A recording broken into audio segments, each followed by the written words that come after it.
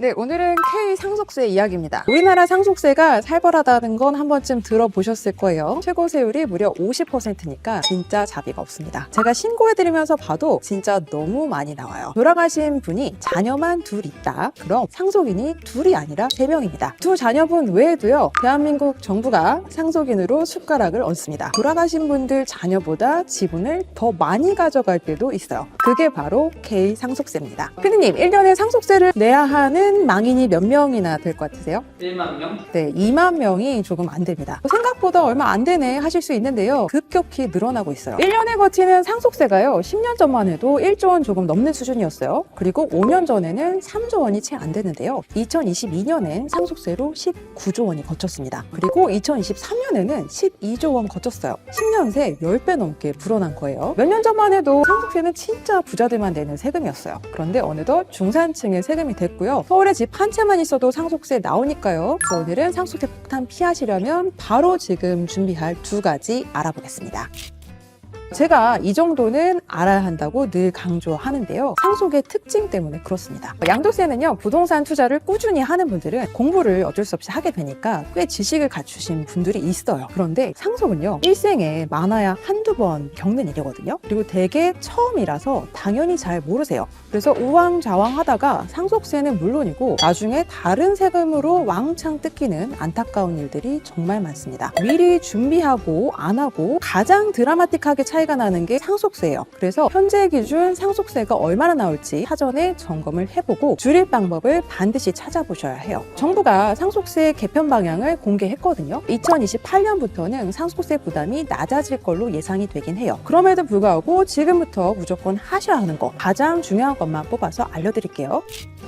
상속세 폭탄을 피할 첫 번째, 바로 사전증여입니다. 사전증여는요, 아무리 강조해도 지나치지 않습니다. 하루라도 빨리 자녀나 배우자, 가족들에게 증여를 시작하셔야 해요. 특히 이런 분들은 필수인데요. 자산이 부모님 중 한 분 명의로 된 경우예요. 요즘 젊은 세대는 집을 거의 공동 명의로 갖거든요. 그런데 부모님 세대는 주로 한 분이 다 갖고 계세요. 대개 아버지 명의로 전부 갖고 계시죠. 이걸 배우자나 자녀에게 내려 보내셔야 합니다. 지난번에 알려드린 그 배우자 증여 쿠폰 있잖아요. 10년마다 갱신되는 6억짜리 쿠폰을 쓰시고요. 혹시 아버지 재산 규모가 20억 정도 되시면 공제 범위 이상으로, 그러니까 6억 넘게 증여해서 다소 증여세를 내더라도 낮은 세율 구간에서는 적당히 떼어주시는 게 이득입니다. 근데 돌아가시기 전에, 그러니까 10년 전에 증여한 재산은 어차피 상속재산에 더해져서 상속세 또 내야 하는 거 아니에요? 오히려 증여세, 상속세 2번 내면 손해볼 것 같은데요? 아닙니다. 상속 개시 10년 전에 상속인에게 증여한 재산을 상속재산에 더해서 상속세를 내는 건 맞아요. 그런데 중요한 건요, 증여 당시의 평가액으로 상속재산에 더해진다는 거예요. 돌아가신 시점의 가격이 아니라 10년 전 증여한 가격으로 상속세를 매긴다는 얘기죠. 그럼 실제로 이렇게 하면 세금이 어떻게 달라지는지 볼게요. 자녀에게 10억짜리 집을 증여하고 6년 뒤에 돌아가셨어요. 부동산 같은 실물자산은 되게 가치가 상승합니다. 그래서 6년 뒤에는 아마 14억, 15억쯤 되어 있을 수 있어요. 아버지가 돌아가셔서 이걸 상속재산에 다시 더할 때는 증여 당시의 평가, 그러니까 6년 전 가격인 10억으로 더해요. 그래서 첫째, 상속세가 낮아지는 효과가 당연히 있고요. 둘째, 증여한 뒤에 자산의 가치가 상승한 만큼은 자녀가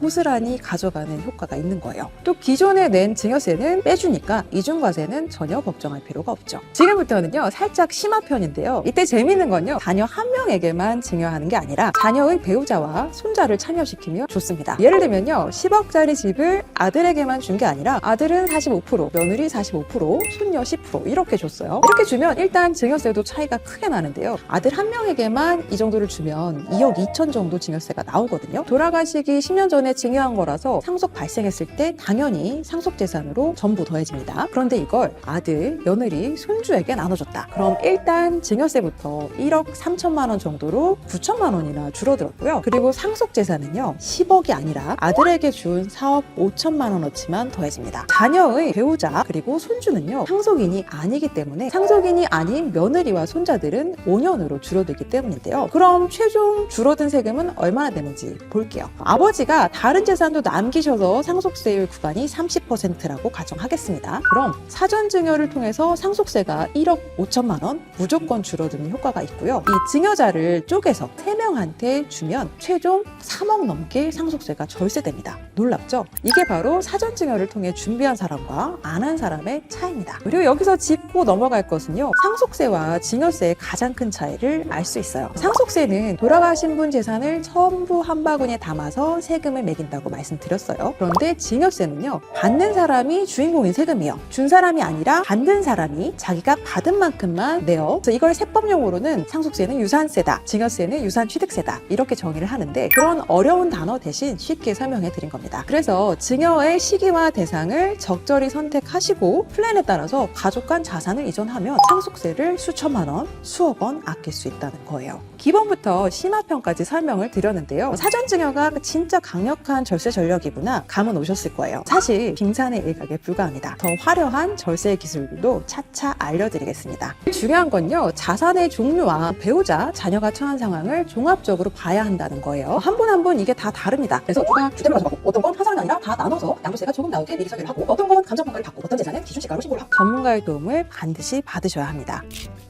상속세 폭탄을 피할 두 번째, 바로 계좌를 점검해 보자는 겁니다. 전혀 예상치 못한 지뢰가 숨어있는 경우가 많거든요. 상속이 다가올수록 부모님 또는 가족의 계좌를 한 번쯤 살펴보시는 게 필요해요. 큰 규모의 입출금 내역이나 특히 최소한 2년치 계좌 흐름은 꼼꼼히 보셔야 해요. 추정 상속 재산 때문인데요. 국세청은 망이 돌아가시기 전 1년간 2억 원, 그리고 2년간 5억 넘게 출금한 기록이 있고 이게 명백하게 소명이 되지 않으면 무조건 상속 재산에 더해버립니다. 돌아가시기 전에 이게 문제가 되시는 분들이 의외로 있으세요. 아버지가 그러실 일이 없는데요 하시지만 상속인 입장에선 정말 억울한 일이 벌어집니다. 그런데 돌아가시고 난 다음에는 바로잡을 수 있는 방법이 별로 없거든요. 상속 개시 전이라면 그래도 대비할 수 있으니까요. 꼭 도움을 받으시길 바라고요. 또 상속세는 신고 납부로 끝나는 세금이 아닌 거 이젠 다 아실 거예요. 신고 후에 세무조사가 개시가 되면 10년치 계좌가 열리기 때문에 거기서 뭐가 튀어나올지 모르고 배우자나 자녀분의 계좌도 다 털릴 수 있습니다. 실제 자녀분들은요 증여세 말고 돌아가신 분의 소득세가 추징되는 일도 많아요. 예를 들면 월세 소득 신고를 안 하셨다거나 사업 매출을 누락했다거나 그런 거요. 꼭 도움 받아서 검토해 보시는 게 세금 폭탄을 피하는 지름길입니다. 상속세가 또 무서운 게요. 내는 게 정말 힘들어요. 재산 대부분은 부동산으로 받으니까 상속인들 입장에서 들어오는 현금은 없거든요. 그런데 세금을 또 돈으로 내야 하니까 준비가 안 된 분들에게는 진짜 재앙입니다. 그래서 요즘 종신보험으로 준비를 하는 추세이세요. 단 돌아가실 분이 자기 앞으로 가입하는 건 의미가 없고요. 상속인이 계약자가 되시고 실제 납부도 하시는 거예요. 근데 이걸 아버지가 내셨다. 그럼 그 보험금마저 상속재산에 더해져서 더 많이 나옵니다. 그러니까 자녀가 내고 아버지 돌아가시면 자녀들에게 보험금이 나오도록 해서 대비하시면 돼요.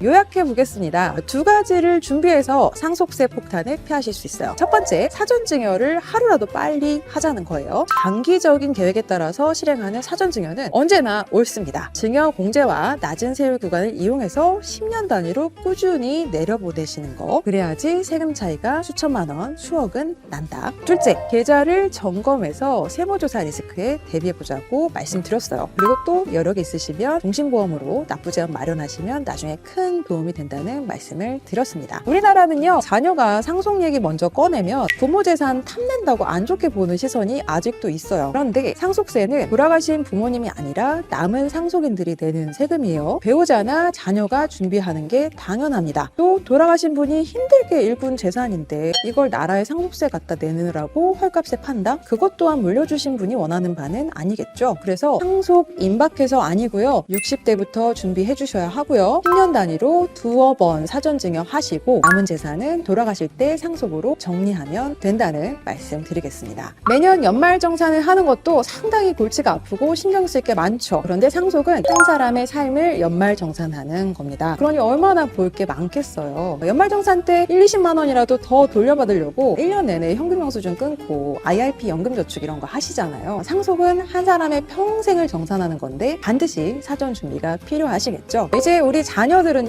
자기가 벌어서 제 힘으로 집을 사기 어려운 시대가 됐어요. 지금은 부모님들이 40대, 50대부터 적극적으로 내려 보내주셔야 자녀들이 자산을 형성할 수 있고 나중에 닥쳐올 상속에도 대비할 수 있어요. 오늘의 텍스쇼는 여기까지입니다.